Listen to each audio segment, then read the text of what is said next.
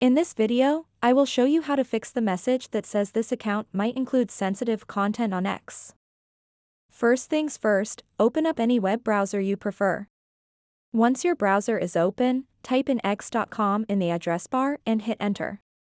Now that you're on the X homepage, it's time to log in. Enter your username and password associated with your X account. After logging in successfully, look at the top left corner of your screen for your profile icon. Tap on it. A menu will appear after clicking your profile icon. Scroll down a bit until you see Settings and Privacy, then click on that option. In the Settings menu, find and tap on Privacy and Safety. Next, look for Content You See. Tap on it to proceed. You'll see an option labeled Display Media that may contain sensitive content. Make sure to put a checkmark next to this option.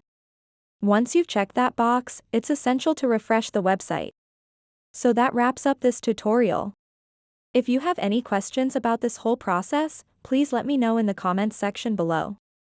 And if this video helped you out, please give it a big thumbs up and subscribe to this channel for more tutorial videos like this one. Thank you so much for watching and have a good day.